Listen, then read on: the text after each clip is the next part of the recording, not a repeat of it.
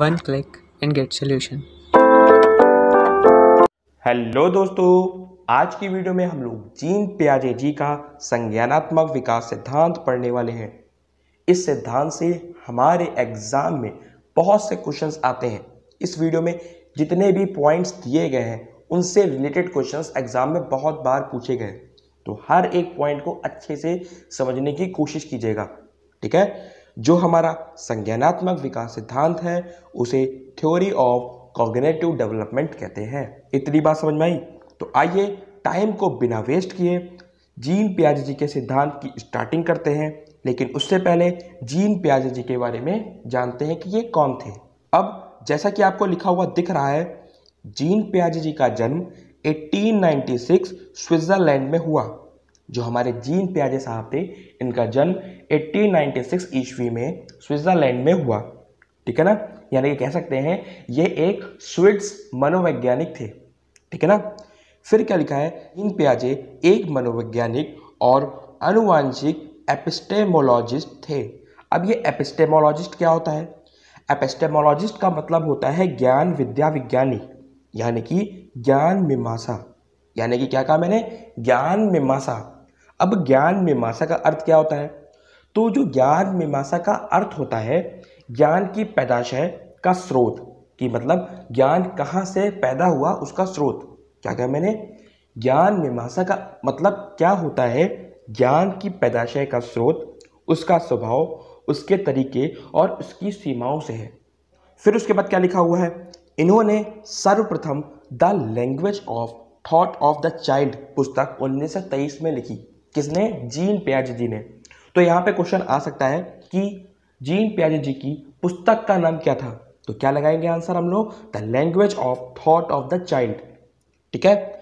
फिर एक क्वेश्चन आ सकता है कि जीन पियाजे जी की पुस्तक the language of thought of the child किस साल में प्रतिपादित हुई? तो हम लोग लिख सकते हैं 1923 में लिखी गई। और यहाँ से तीसरा क्वेश्चन ये भी निकल सकता है कि जीन पियाजे जी की सर्वप्रथम यानी कि सबसे पहली पुस्तक का नाम क्या है? तो क्या है? The language of thought of the child. ठीक। फिर उसके बाद क्या लिखा है, 2002 के एक सर्वेक्षण में पियाजे को 20वीं शताब्दी के दूसरे सबसे प्रभावशाली मनोवैज्ञानिक के रूप में स्थान दिया गया। फिर उसके बाद स्लाइड में क्या लिखा है, जो जीन पियाजे जी का सिद्धांत था संज्ञानात्मक सिद्धांत, उसके उपनाम क्या क्या रहे? ज्ञानात्मक विकास का सिद्धांत। ठीक है, इस नाम से भी इनका सिद्धांत जाना जाता है।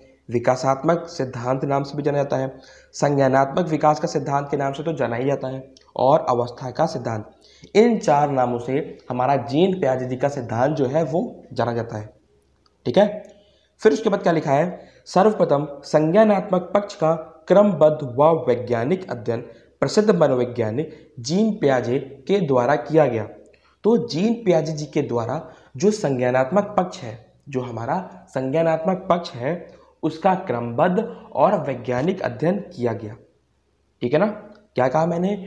जो हमारे जीन पियाजे साहब हैं उन्होंने संज्ञानात्मक पक्ष का क्रमबद्ध और वैज्ञानिक अध्ययन किया। ठीक, सबसे पहले किया। ठीक है। फिर उसके बाद क्या लिखा हुआ है, संज्ञान, जो संज्ञानात्मक शब्द में संज्ञान है उसका अर्थ क्या होता है? आइए देखिए। तो संज्ञान का अर्थ क्या होता है? प्राणी का वह व्यापक और स्थायी ज्ञान, प्राणी का वह व्यापक और स्थायी ज्ञान जिससे वह वातावरण, उद्दीपक जगत और बाह्य जगत के माध्यम से ग्रहण कर सकता है।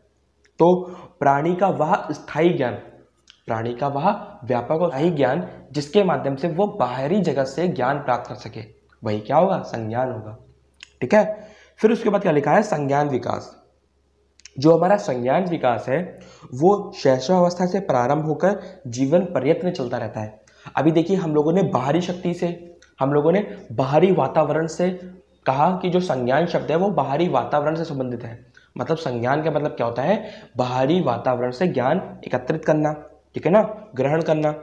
तो बाहर कब आएगा? शैशवावस्था में बच्चा जो होता है बाहर आ जाता है गर्भ से। तो जब शैशवावस्था में होगा तब बच्चे का संज्ञान विकास प्रारंभ होगा। ठीक है ना। तो हम लोग कह सकते हैं शैशवावस्था से लेकर जीवन पर्यंत हमारा संज्ञान विकास चलता है। फिर उसके बाद क्या लिखा है, सीखने का अर्थ ज्ञान निर्माण करना। जो हमारा सीखने का अर्थ होता है वो ज्ञान निर्माण करना है। हम लोग चीज़ें सीखते इसीलिए हैं जिससे हमारा ज्ञान बढ़े, है ना। फिर क्या लिखा है, जो हमारा संज्ञान विकास है वो मानव के बुद्धि का विकास करता है। मतलब हम लोग ज्ञान प्राप्त करते हैं, ज्ञान प्राप्त करने से हमारी मानव की बुद्धि का विकास होता है। ठीक है। पियाजे का प्रयोग खुद के बच्चों पर हुआ, ये इंपॉर्टेंट पॉइंट है।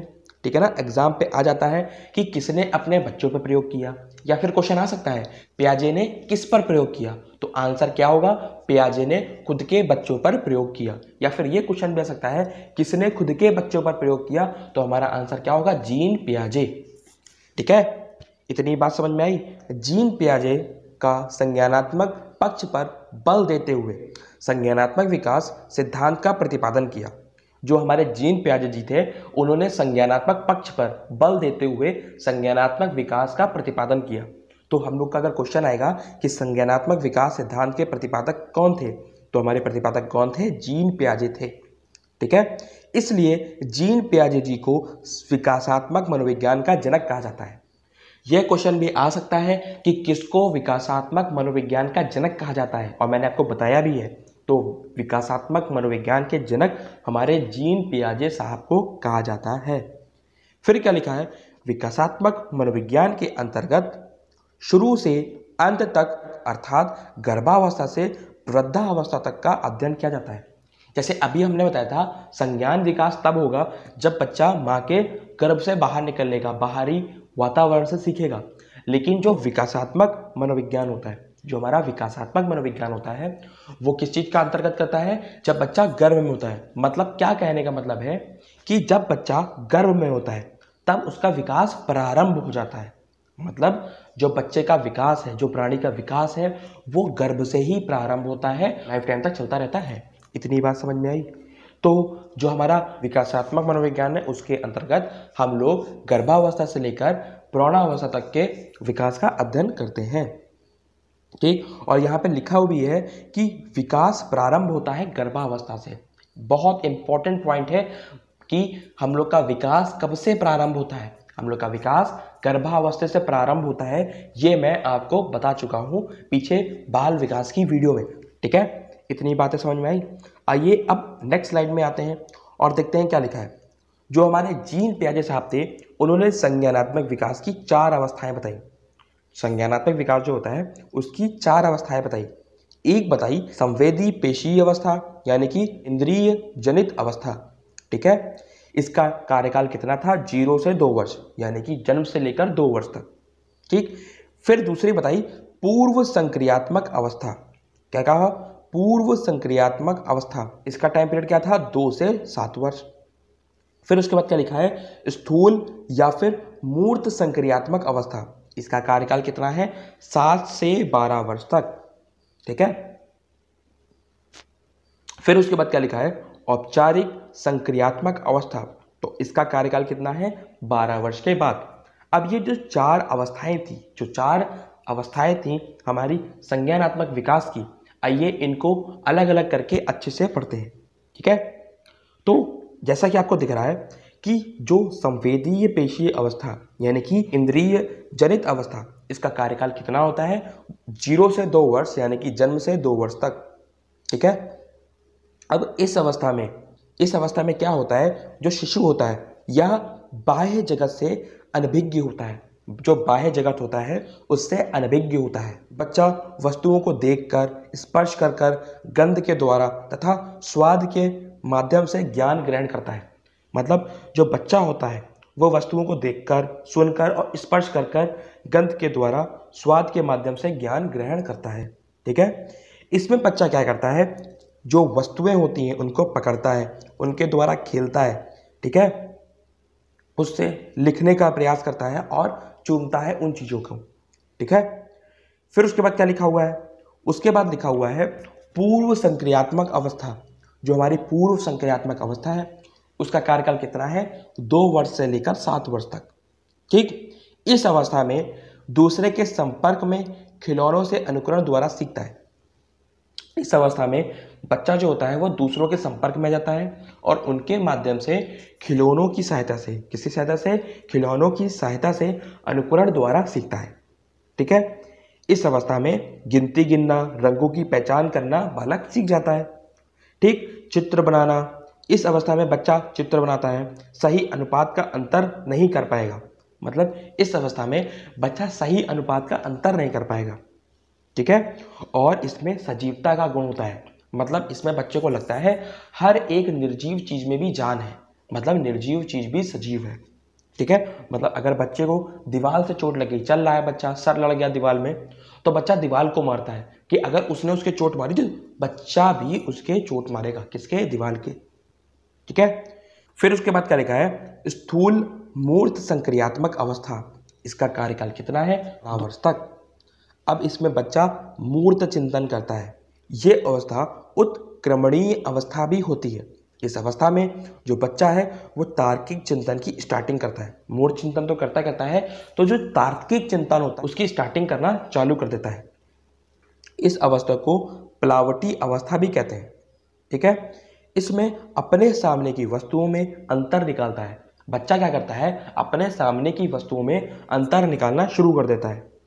ठीक है, इस अवस्था तक बच्चा दिन, टाइम, मंथ और वीक बता देता है। मतलब डेट, टाइम, मंथ, वीक याद रखता है और बता सकता है। ठीक है, फिर उसके बाद क्या लिखा है? अमूर्त औपचारिक संक्रियात्मक अवस्था, इसका कार्यकाल कितना है? 12 वर्ष के बाद। अब इसमें बच्चा अमूर्त चिंतन करता है। ठीक है, इसमें बच्चे का पूर्ण मानसिक विकास हो जाता है। थर्ड पॉइंट क्या लिखा है? स्वयं समस्या के हल वाली अवस्था। मतलब इस अवस्था में बच्चा स्वयं हर समस्या का हल निकालता है कि किस समस्या को किस तरीके से सॉल्व किया जाएगा।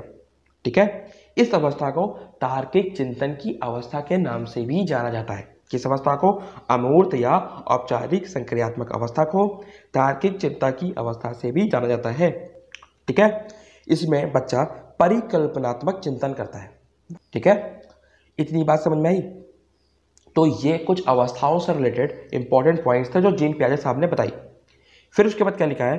जीन पियाजे ने एक और पक्ष का समावेश किया, संतुलनीकरण कहा जाता है। संतुलित करण है वो 3 पक्षों के माध्यम से समन्वय स्थापित करता है।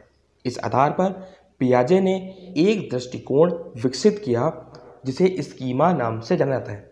ठीक है, पियाजे ने एक दृष्टिकोण विकसित किया जिसे स्कीमा नाम से जाना जाता है। अब स्कीमा क्या होता है?